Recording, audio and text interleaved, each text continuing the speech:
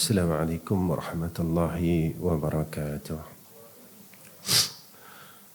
Alhamdulillah rabbil alamin wal aqibatu lil muttaqin wal hadi ila siratim mustaqim. Asyhadu an la ilaha illallah wahdahu la syarika lah wa asyhadu anna Muhammadan abduhu wa rasuluh. Allahumma salli ala Sayyidina Muhammad wa ala alihi wa sahbihi wa sallim amma ba'd. Allahumma lakal hamdu wa ilaikal mustaka wa antal musta'an. Wa la hawla wa la quwwata illa billahil aliyyil azim. Amma ba'd. Pertama sekali yang saya kasihi sekalian, kekitangan LHDN, Al-Ustaz dan sekalian hadirin hadirat yang dikasihi oleh Allah Subhanahu wa taala. Alhamdulillah, kita syukur dengan Allah Subhanahu wa taala kerana Allah bagi kita peluang mulakan hidup kita dengan kebaikan. Dan tak semua orang yang Allah berikan peluang untuk mulakan hidupnya seawal permulaan hidupnya itu dengan kebaikan dan ketaatan. Dan inilah yang dikatakan kehendak yang baik daripada Allah Subhanahu wa ta'ala. Sebab itu apabila perkara ini berlaku ke atas kita, maka kita harus bersyukur dengan Allah Subhanahu wa ta'ala. Ada orang dia kata minggu ni dia tak boleh, insya-Allah minggu depan. Tapi pastikah dia akan dapat perkara yang sama pada minggu yang hadapan? Apakah pastikah umurnya akan sampai pada minggu yang di hadapan? Sebab itu Allah nyatakan dalam Al-Quran, wal asri innal insana lafi khusrin illa alladhina amanu wa amilus salihat wa tawasaw bis sabri wa tawasaw bil haqqi wa tawasaw bis sabr. Tuan-tuan yang dikasihi oleh Allah Subhanahu wa taala, alhamdulillah, syukur kita dengan Allah. Hari ini kita kenangkan balik cerita Ma'al Hijrah. Dan saya tak cerita tentang sejarah Ma'al Hijrah itu sendiri, sebab tuan-tuan pun tahu dah apa berlaku. Jadi cerita balik, tuan-tuan kata ustaz dah ulang cerita hak dulu ke. Tapi saya nak cerita apakah hikmah di sebalik hijrah itu sendiri. Yang kita tahu, Nabi kata la hijratan ba'dal fathi, tidak ada hijrah selepas pembukaan kota Mekah. Tak ada hijrah dah. Tapi apa yang berlaku pada Nabi dan sahabat pada ketika itu, di mana waktu mereka ini berada di Makkah Al-Mukarramah, keadaan terlalu susah untuk mereka melakukan ubudiyah, ibadat, ya, dan perkara-perkara kebaikan, ya, dalam amal ma'ruf nahi munkar. Banyak benda yang tersekat. Antara yang kita baca dalam sejarah, Nabi disekat akan makanan. Mereka nak beli tak boleh, mereka nak dapat tak boleh. Dalam jangka masa yang lama, kita Islam 40 tahun, 30 tahun, kita tak pernah tak makan lagi. Alhamdulillah, masih lagi Islam yang kita perolehi dalam keadaan yang terlalu mudah dan terlalu senang. Sebab itu kita tak rasa kemanisan halwatuddin itu, kemanisan agama ni kita tak rasa. Maka apabila kita tak dapat nak rasa kemanisan agama itu, maka kasih kita kepada agama ni tidak seperti mana Ashabul Rasul dulu. Mereka mempertahankan agama ini. Sensitiviti mereka dengan agama ni terlalu tinggi pada diri mereka, pada keluarga mereka. Sehingga kan Mereka sanggup korbankan seluruh apa yang ada dalam diri mereka. Diri mereka, harta mereka, keluarga mereka.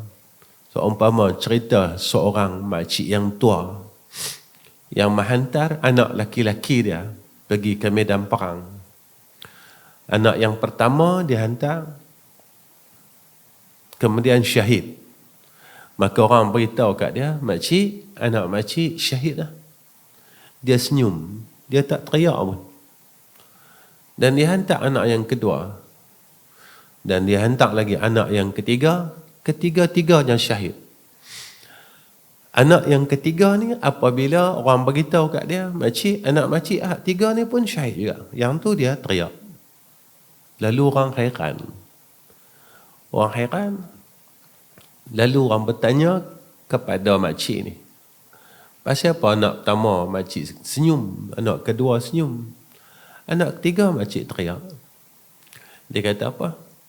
Aku sudah tidak ada anak lagi yang untuk aku hantar ke medan perang.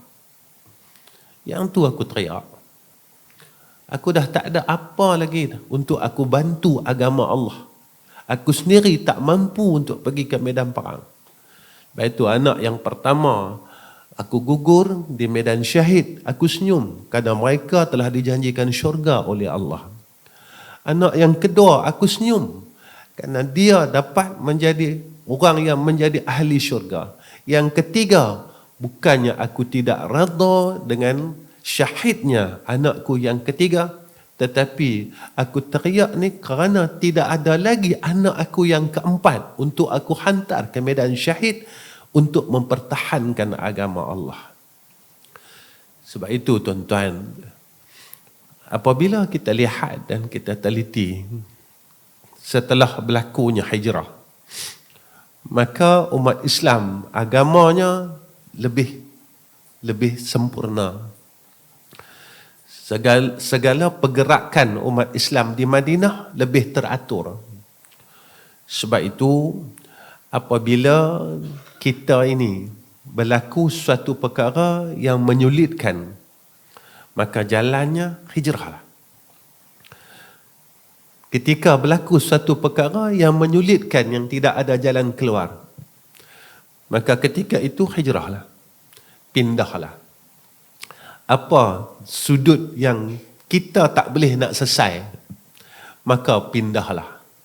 Hijrahlah. Inilah yang berlaku ke atas Nabi kita Muhammad sallallahu alaihi wasallam. Tapi pagi ini saya nak ambil kata-kata daripada Abu Lis As-Samarqand, yang saya nak bawa diri saya dan tuan-tuan kita hijrah menjadi orang yang lebih baik. Kata Abu Lis As-Samarqand, orang yang nak mencapai kepada amalan orang yang baik, tempat orang baik, kena lakukan beberapa amalan ini. Sebenarnya Allah tak minta banyak dengan kita. Jadilah apa pun. Jadi staf LHDN ke, jadi staf apa ke, apa pun kita, siapa pun kita, tapi Allah minta kita jadi orang baik. Tak banyak Allah minta kat kita. Jadi suami yang baik. Jadi pekerja yang baik. Jadi kawan yang baik. Jadi isteri yang baik. Allah tak minta banyak dengan kita. Allah tak minta terlalu tinggi dengan kita. Tapi kita minta perkara yang terlalu banyak dengan Allah. Kalau hajat kita ni bukan ribu lah, juta hajat kita dah minta dengan Allah. Lepas satu. Ada orang bujang, dia minta dengan Allah nak kahwin. Lepas kahwin dia tak berhenti minta, dia nak anak pula. Lepas dah ada anak, dia duk minta lagi. Dia nak kahwin satu lagi. Dia duk minta lagi, nak cucu pula. Ada je duk tak habis minta. Tapi apa yang kita minta Allah bagi. Tapi apa kita bagi Allah? Apa yang kita bagi Allah? Dalam umur kita 20 tahun, 30 tahun ni, apa yang kita dah balas balik akan kebaikan Allah ke atas kita. Baik. Abu Lis As-Samarqand dia beritahu kat kita, siapa yang buat beberapa perkara ini, maka Allah angkat dia menjadi hamba yang baik. Yang pertama iaitu perbanyakkan sedekah. Ayat awal lagi. Ayat awal lagi dalam surah Al-Baqarah suruh kita sedekah. Ustaz, saya ni duit tak apa nak ada. Jangan cakap macam tu. Orang boleh tengok wayang sebulan 80 juta boleh bagi. Kita jangan bohong Allah Ta'ala. Kalau orang tak ada duit, tak boleh himpun bagi sebulan dekat 100 juta. Tengok ni bukan level korporat. Semua B40, N apa lagi tak tahu lah. Sekarang ada B, ada N, ada P apa. Nak kata kita sebenarnya nafsu kita tak mau buat baik. Bukan banyak pun. Apa salah kita ajar diri kita sehari RM1? Apa salahnya setiap hari kita pergi masjid, orang lelaki masuk dalam tabung masjid RM1. Ya Allah, kau bagi ke aku sebulan 2,000. Aku mampu hari-hari ya Allah untuk aku ikut perintah engkau di dalam menafkahkan harta aku pada jalan Allah sehari RM1. Masuk istiqamah setiap hari. Lepas itu saya sarankan diri saya dan tuan-tuan, didik hidup kita setiap hari dengan sedekah ini. Tuan-tuan, Nabi didik sahabat macam tu. Setiap hari Nabi tanya kepada sahabat, siapa yang telah bersedekah? Pagi ni siapa yang telah bersedekah? Semua sahabat sebut, saya sudah. Ada yang seawal sebelum subuh lagi, tuan-tuan. Mereka sedekah. Dulu tak macam lah. Dulu susah. Mereka kena pergi rumah orang. Pergi rumah orang, letak gandum di depan pintu rumah orang. Lah senang. Semua orang duk main telefon, tuan-tuan. Tak susah pun. Maka pada ketika itu, rezeki yang Allah bagi dekat kita, kita kongsi dengan semua orang. Kan Allah minta banyak, tuan-tuan. Hari-hari 100. Jangan. Kita gaji baru 2,000. RM1 dah. Saya ingat lagi almarhum orang tua saya. Tiap-tiap hari, bila kami nak pergi masjid, dia bagi saya 2 kupang, tuan-tuan. Dia tanya buat apa? Sampai saja masjid, buh dalam tabung.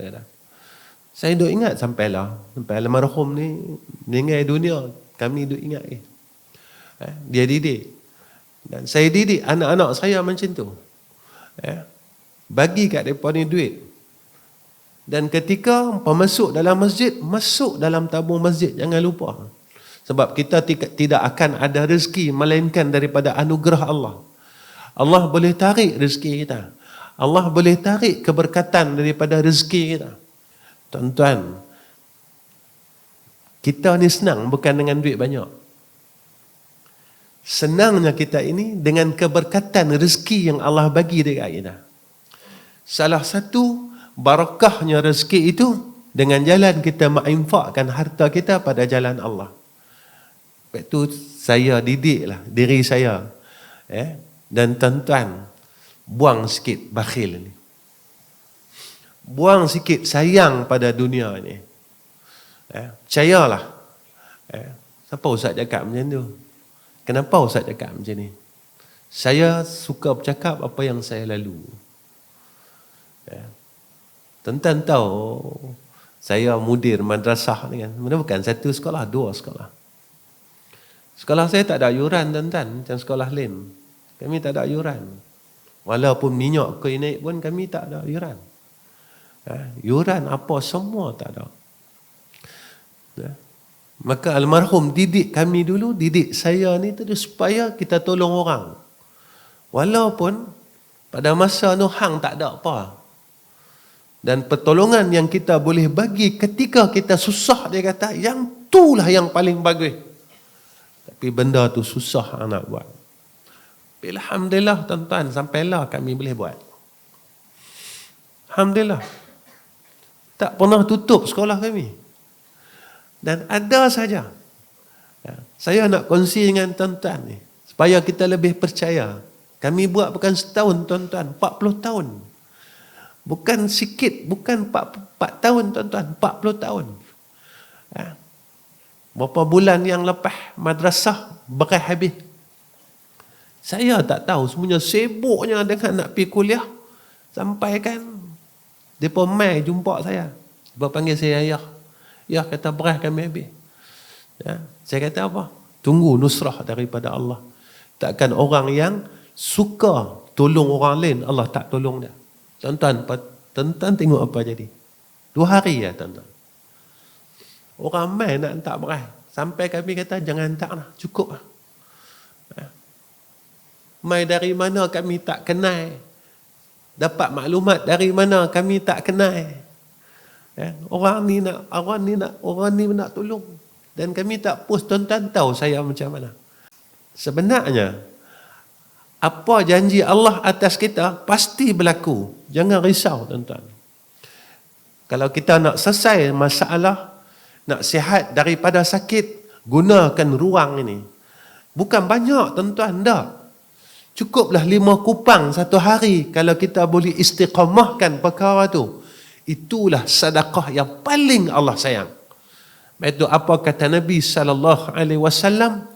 Amalan ini, walaupun sedikit tetapi diistiqamahkan, itulah amalan yang dikasihi oleh Allah Subhanahu wa taala. Kedua, sentiasa istiqamah baca Quran. Baca Quran. Kalau boleh, mulakan hidup kita dengan Quran. Jangan tinggal Quran. Saya pesan dengan diri saya dan semua orang, kalau boleh, tiap-tiap hari peganglah Quran. Diorang tanya dengan saya, Ustaz, saya tak boleh baca Quran. Tak apa. Tuan-tuan, dekat rumah takkan tak ada mushaf Quran. Sibuk mana pun kita, ambil mushaf tu, pegang. Tabak dengan Allah. Ya Allah, sibuknya aku dengan dunia ni, sampai aku tak dan nak pegang mushaf Quran ini, ya Allah. Sebenarnya aku bukan tak boleh nak baca, tapi aku terlalu sibuk dengan dunia dan urusan dunia. Sehingga kan, aku tak dan, bukan kata baca, aku tak dan nak pegang pun, ya Allah. Saya tanya diri saya, tuan-tuan tanya diri tuan-tuan. Berapa lama dah kita tak pegang Quran? Berapa lama dah kita tak pegang mushaful Quran? Tuan-tuan tanya diri tuan-tuan, saya tanya diri saya. Tuan-tuan, Quran ini kalam Allah. Kita boleh pegang handphone hari-hari, kita tak lepas tuan-tuan handphone kita. Kenapa Allah tak bagi kita pegang Quran itu sendiri? Kita kata, Ustaz, dalam Quran saya ada application Quran. Lain tuan-tuan. Kita baca Quran dengan application Quran, dengan kita baca Al-Quran, dengan mushaful Quran. Lain. Tuan-tuan kan rasa feel dia lain. Tuan-tuan masa tuan-tuan pegang mushaful Quran, tuan-tuan habis baca Sadaqallahul Azim, tuan-tuan cium Quran. Tuan balik ni, tuan-tuan buatlah. Tuan-tuan tak boleh nak baca Quran kurang-kurang, tuan-tuan ambil Quran, tuan-tuan peluk Quran, tuan-tuan cakap dengan Allah. Ya Allah, banyak bulan aku tak pegang mushaf Quran ni, ya Allah. Kita cakap dengan Allah. Kita mengaku bahawa ini kelalaian kita. Ya Allah, kita pegang Quran. Ada yang setahun tak pegang Quran. Ada yang 2 tahun tak pegang Quran. Kita pegang Quran. Ya Allah, jangan kau cabut nikmat Quran ini daripada diri aku. Sebab besok Allah tanya, kita nak syafaat Quran dalam kubur, tuan-tuan. Tapi dalam hidup kita, kita tak pegang pun Quran. Kita tak peduli pun Quran. Ingat masa kita kecil-kecil, kita imbas balik nostalgia kita. Kecil-kecil kita mengaji Quran, kita kan tak letak Quran atas kepala sambil nak pergi kan guru Quran kan. Tak atas kepala. Habis mengaji kita peluk Quran, kita cium Quran. Tuan-tuan, mana tradisi itu yang kita buat waktu kita kecil tu? Mana tradisi itu? Yang paling kita takut, apakah Allah cabut benda tu daripada diri kita? Yang paling kita risau, apakah Allah telah angkat perkara tu di dalam diri kita dan hidup kita? Sehingga sampai satu masa, Al-Quran ini seumpama kain buruk yang orang tak mau pandang pun. Tuan-tuan, kenapa saya cakap macam ni? Sebab kita duduk zaman akhir lah. Dan zaman inilah zaman yang Nabi kata di dalam hadis. La yatruku minal Quran illa rasmuhu. Tidak tinggal daripada Quran, tinggal rasam saja. Yang tu saja tinggal. Orang tak boleh baca Quran, orang tak mau pegang Quran, dan orang biarkan Quran ini. Ketiga, apa kata Abu Lais As-Samarqand, untuk mencapai tempat orang yang saleh itu, orang yang baik, bersama-sama dengan orang yang mengingati akhirat. Selalulah kita duduk pada tempat yang boleh kita mengingatkan akhirat. Cari kawan-kawan yang boleh ingatkan kita pada akhirat. Kawan yang ingat kita pada benda dunia ramailah tuan-tuan. Ramai, kiri, kanan, depan, belakang, semua cerita pasal dunia. Kan? Pasal baju, pasal itu, pasal ni. Lah senang nak beli barang online saja. Tak tahu mai kat rumah. Tak sebungkui. Lepas sebungkui. Ha? Sampai satu karung mai. Satu gundi tepung. Kan? Tak tahu ni siapa punya, ni siapa punya. Semua kalau anak 7 orang, 7 duk online beli. Tenang. Tapi siapa yang boleh ingatkan kita dengan akhirat? Isteri kita, suami kita. Ada tak suami kita cakap dengan kita, sayang, abang tengok hang ni dah mula lupa Allah Ta'ala. Dia pun kata sama. Ada tak dia ajak kita, bang jom bang, kita sama-sama balik pada Allah Ta'ala. Ada tak suasana tu? Ada tak suasana tu? Kita menikah, kita minta macam mana Rasulullah dengan Khadijah. Dan doa orang kan, jadilah berkat. Tapi kita ikut tak apa yang Rasulullah buat di dalam keluarga Islam? Mana tak kita ajak isteri kita, jom baca Quran, jom kita semayang sama-sama, jom baca selawat. Kita ajak isteri kita. Saya selalu cakap dengan tuan-tuan, kadang-kadang saya cakap benda ni, saya suka tersentuh sikit. Sebab apa tuan-tuan? Sebab benda yang saya cakap ni, saya buat dengan keluarga saya. Dengan keluarga saya, dengan anak saya, dengan cucu saya buat. Saya ajak anak saya ajak cucu saya ajak menantu saya. Kalau kami nak baca selawat bulan ni sebanyak ni, saya ajak cucu saya. Tuan-tuan, cucu saya yang umur 5 tahun. 5 tahun. Kan? Abang dengan saya, Tok Wan. Kan? Saya panggil Tok Wan tak? Tok Wan, kakak habis lah selawat 30,000. Tapi cara dia lah, 3 hari dia balas 30,000. Cara dia lah, kita tahu lah, dia duduk tekan, duduk sangat itu kan. Tapi apa yang boleh sampai kita menitis air mata, kan? Didikan ataupun tarbiyah yang kita bagi kat mak dia, kat pak dia, dia nak ikut. Yang tu, bila kita dihabak macam tu, kita rasa dalam hati kita, Allah, aku umur 5 tahun tak boleh jadi macam dia. Kalau aku nak patah balik, aku tak boleh patah balik. Nanti Allah kata, wal asri innal insana lafi khusrin. Manusia sentiasa dalam rugi. Kita tak tahu tuan-tuan, Tuan-tuan perasan tak? Badan kita kuih lemah. Kita tak kuat macam dulu lah. Perasan tak? Saya baru sembang dengan rumah dengan isteri saya. Kita sayang, saya kata, perasan tak? Kita rasa macam kuih lemah lah, tak kuat. Kena angin sikit, kita rasa macam nak demam. Dan kita tak mau salahkan sana, tak mau salahkan sini. Kan? Tapi saya teringat satu daripada hadis Nabi SAW. Nabi kata apa? Nabi kata, umat aku akhir zaman, tubuh dia lemah. Badan dia lemah dan umur dia pendek, Nabi kata. Umur dia pendek. Tengok kawan kita, ramai yang Allah tarik.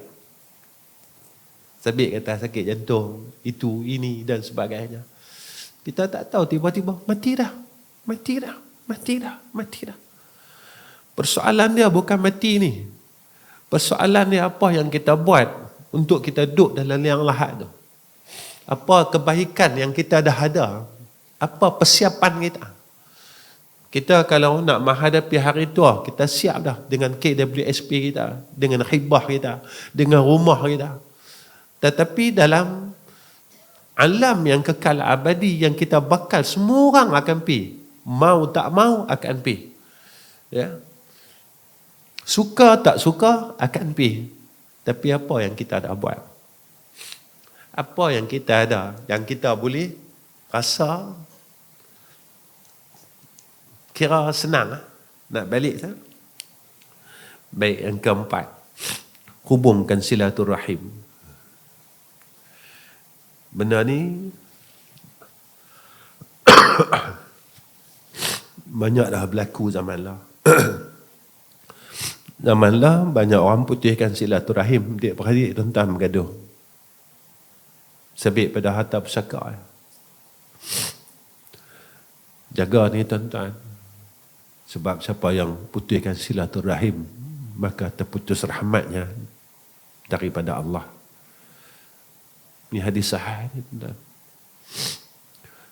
Kita dengan kawan-kawan satu pejabat, dia beradik. Dan kita putus silaturahim bukan sebab apa, semua sebab dunia. Sebab tanah, sebab rumah sewa. Dan padahal rahmat itu Allah tarik daripada kita. Hidup ni kalau tak ada rahmat, tak pakai. Kita dalam keadaan yang tidak tenang, masalah saja. Masalah itu akan berlaku dalam hidup kita. Lepas satu. Jadi pada hari ini, saya serulah diri saya dan semua orang.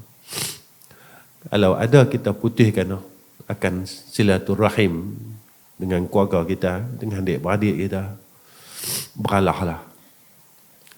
Diorang tanya, Ustaz, saya dah nak baik tapi dia tak mau. Itu antara dia dengan Allah. Tapi kita usahalah. Tanya khabar kat. Buatlah baik kat dia. Hantarlah, pushlah apa-apa makanan ke apa kat dia. Supaya kita terlepas daripada apa yang disebut oleh Nabi SAW. Yang rahmat itu diangkat dalam hidup kita. Kemudian antaranya, untuk jadi orang yang baik, iaitu sedikitlah bercampur dengan orang yang kaya, yang lupa Allah. Dan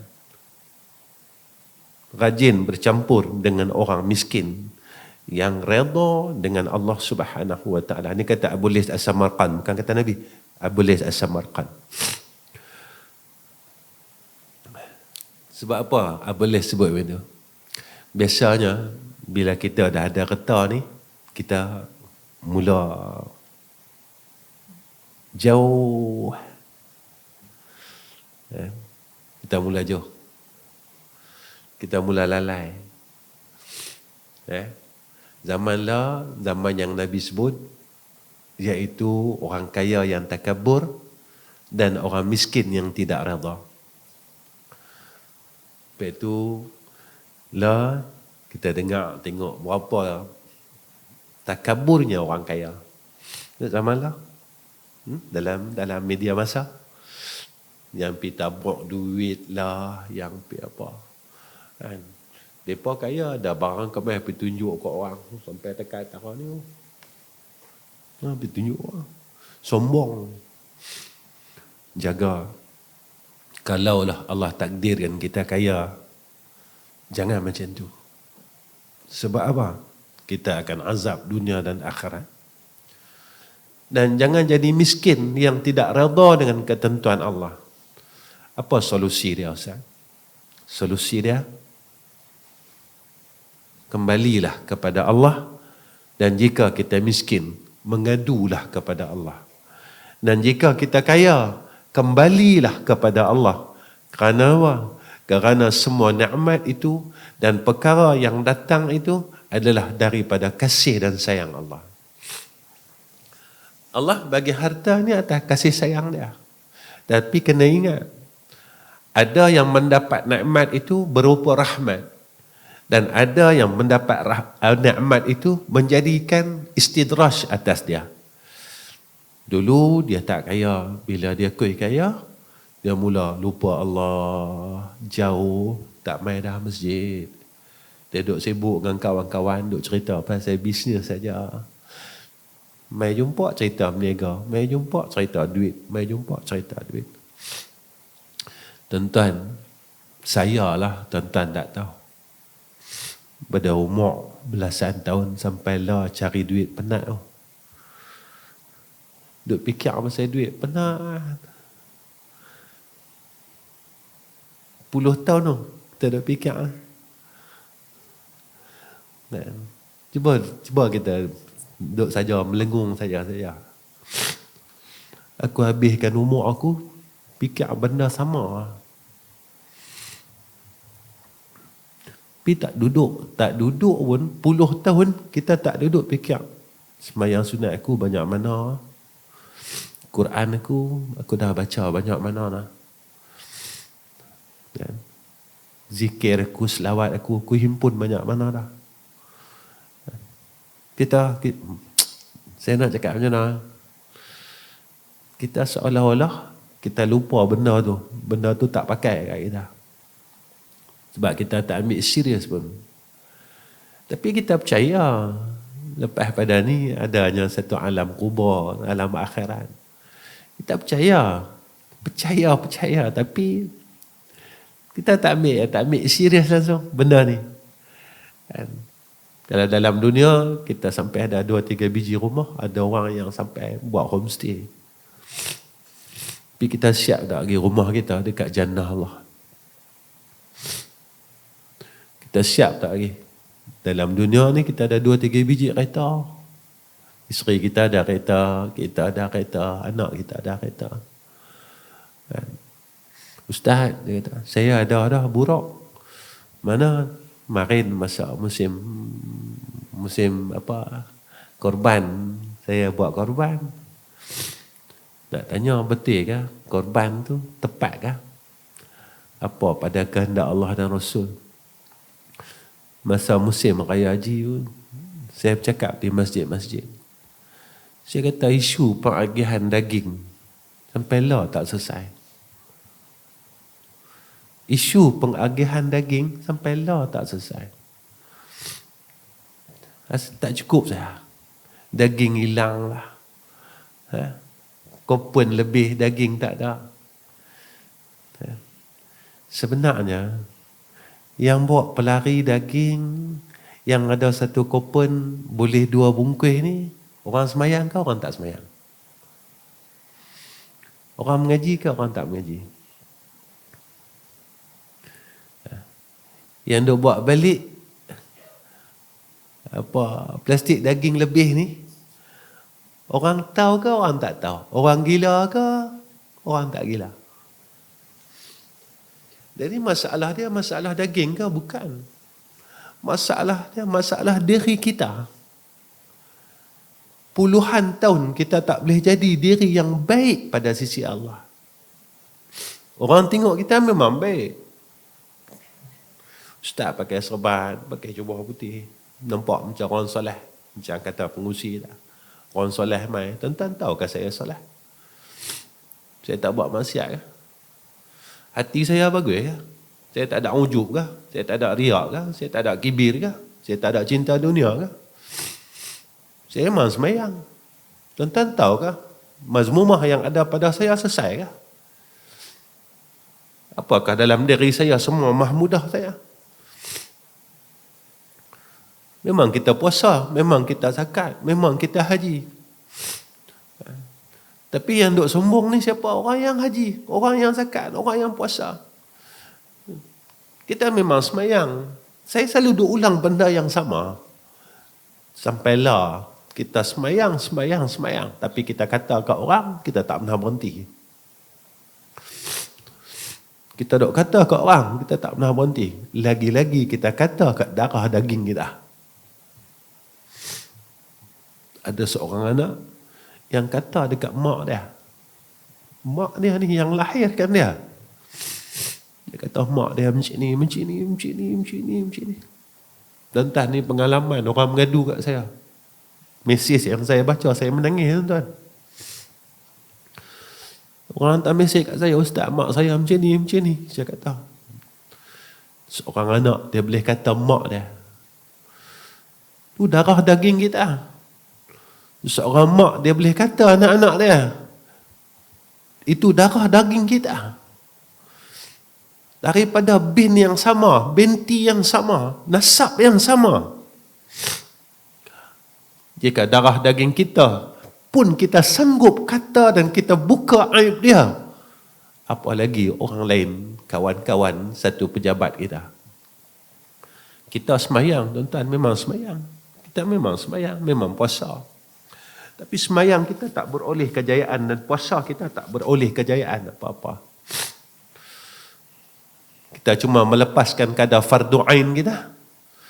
Tetapi apa yang disebut oleh Allah dalam Al-Quran kita tak dapat apa. Allah sebut dalam Quran kan, inna salata tanha anil fahsyai wal munkar.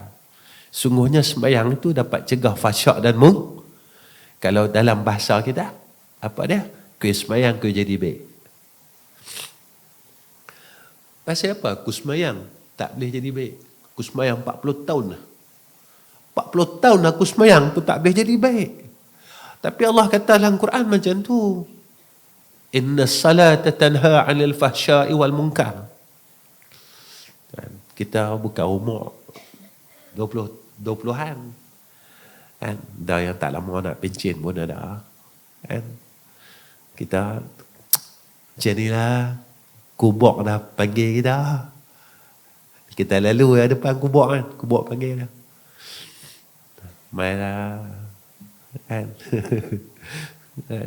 Dunia ni pun dah kira meluat tengok kita. Ya, baik. Antara dia, apa dia disebutkan oleh Abu Lis Samarqand sikit. Dah 15 minit lagi kita. Banyak berfikir hal kematian. Kalau nak jadi baik, banyak fikir pasal mati. Ada orang tanya saya, Ustaz ceramah, kata, buat saya jadi anxiety, kata. Saya tak ada anxiety, Ustaz. Tapi dengar ceramah Ustaz, saya jadi anxiety, Ustaz. Saya abang dengan dia, ketika kita mendengar peringatan daripada Al-Quran, my anxiety, yang tu tanda iman. Ada rasa ketakutan dalam diri kita, yang tu tanda iman. Tapi lah kalau kita dengar saja, dengar dan terus dengar, tapi tak ada rasa apa-apa, jaga. Sebab Allah sebut dalam Quran, wa iza tuliyat alaihim ayatuhu zadatuhum imana. Apabila dibacakan atas mereka ni ayat Allah, iman mereka bertambah. Dah rasa, ya Allah, jauhnya aku dengan Engkau, ya Allah. Jauh dia, ya Allah. Selama mana kita hidup dalam dunia ni, kita kena usaha, tuan-tuan. Yang kerja, kena kerja.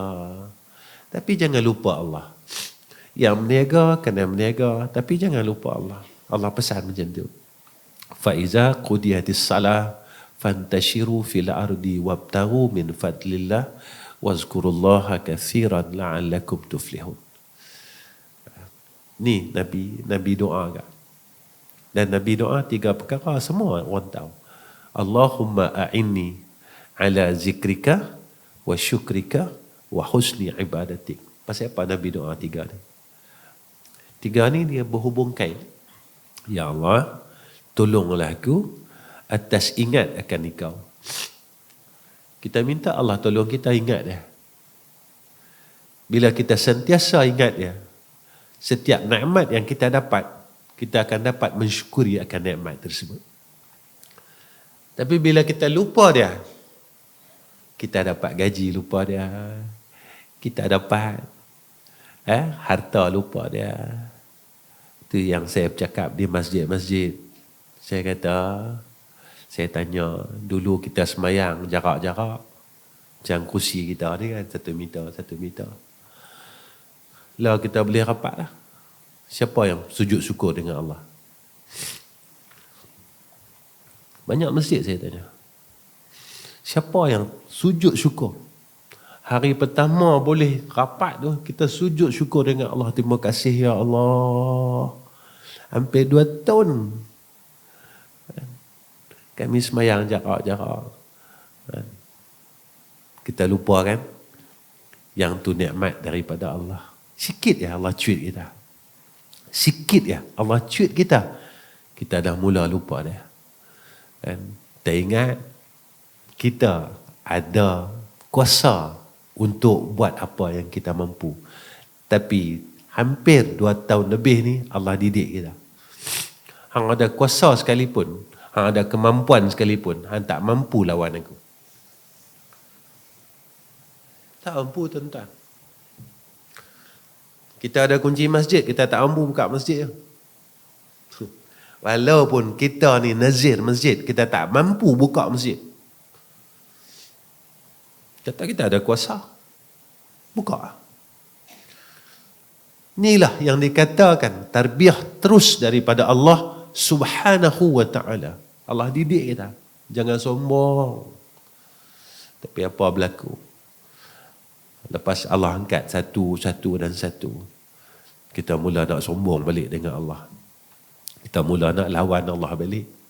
Kita mula nak langgar perintah Allah. Tengok zaman lah. Baik. Kemudian dua lagi.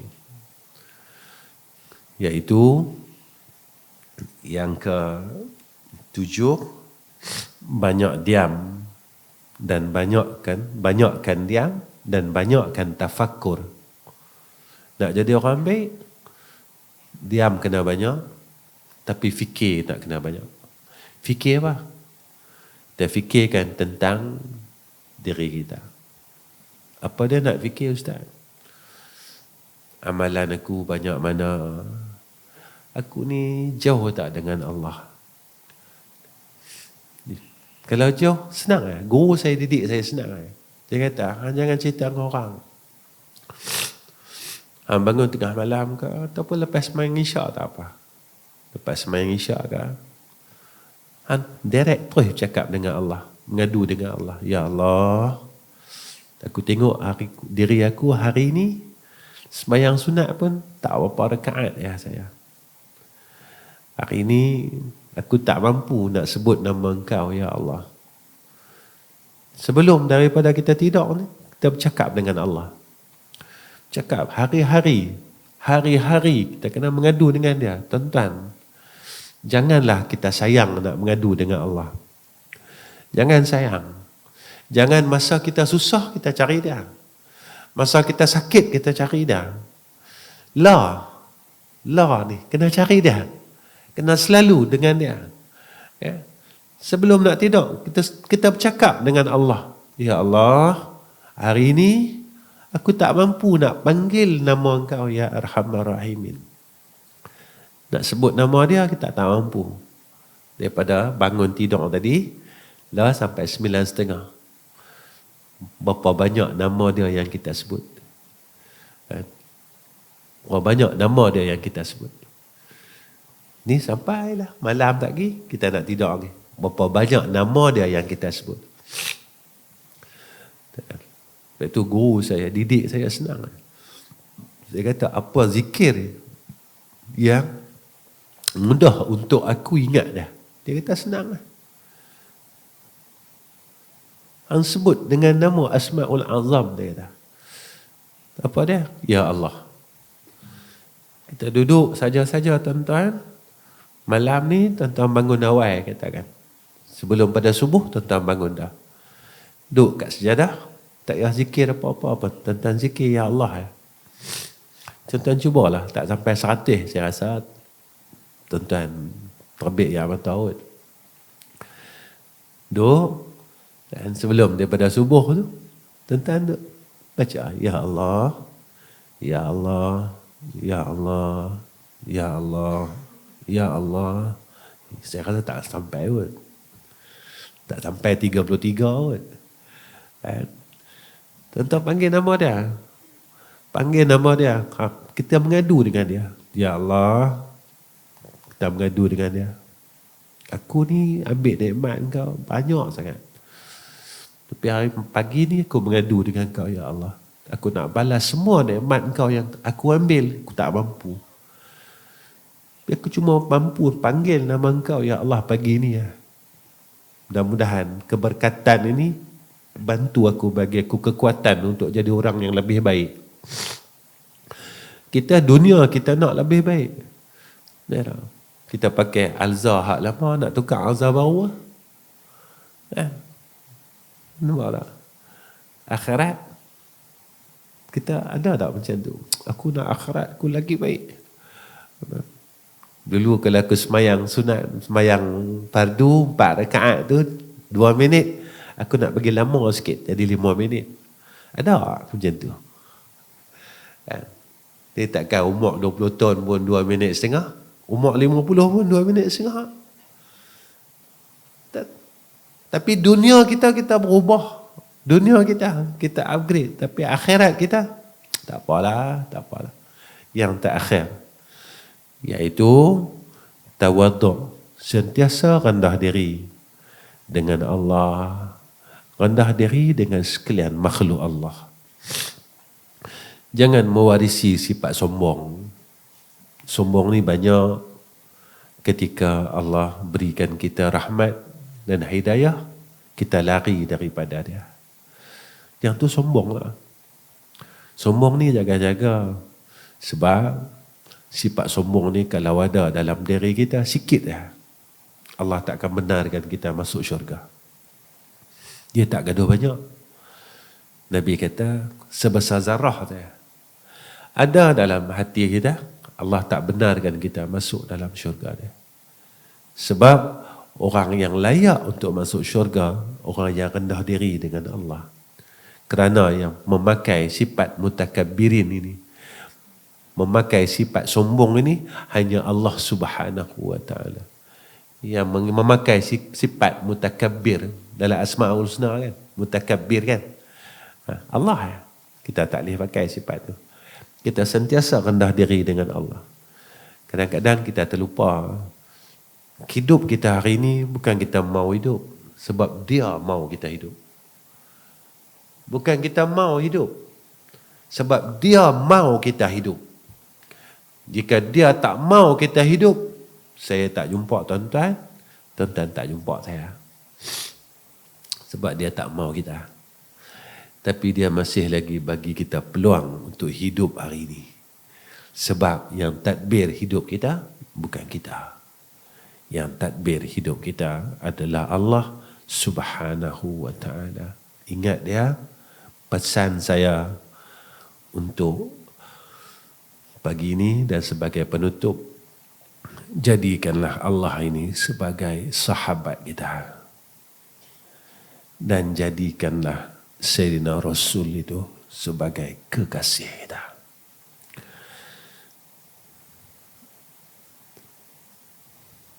Jadikan Allah ini sebagai sahabat kita.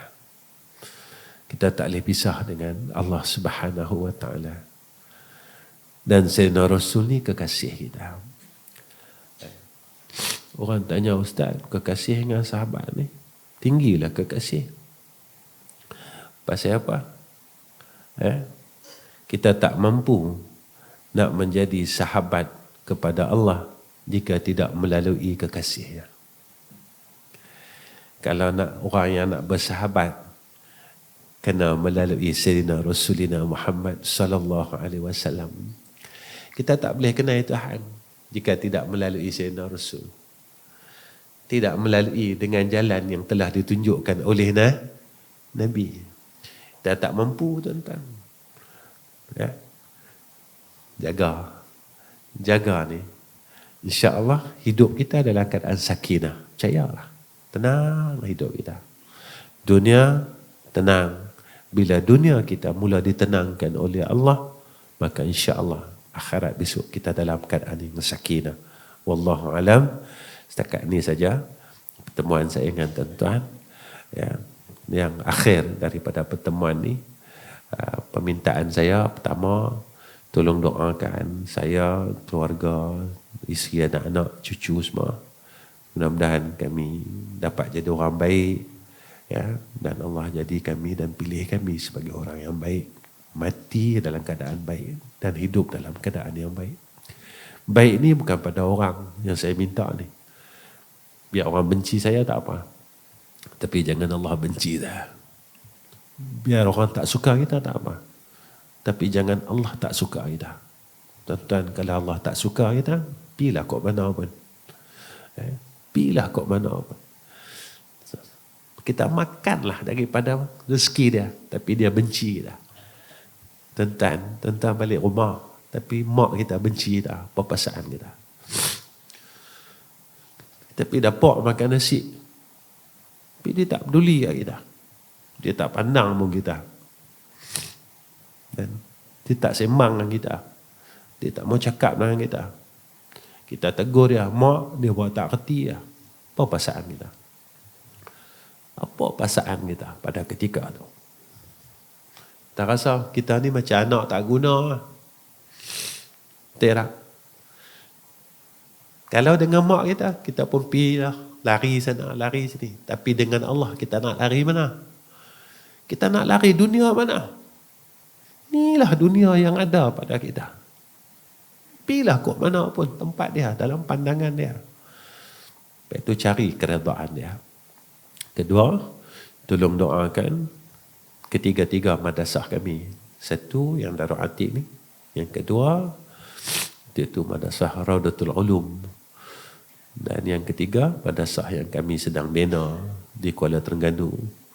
Baru ya, dalam 6 bulan kan ya. Dah lebih kurang dalam 6 bulan prosesnya pembinaan. Tapi Alhamdulillah, sekarang ni hampir 60% pembinaan surau. Baru satu bangunan kami buat, iaitu surau seluas 11,000 kaki persegi. Dulu 10,000, baru ni ditambah lagi 1,000 kaki persegi.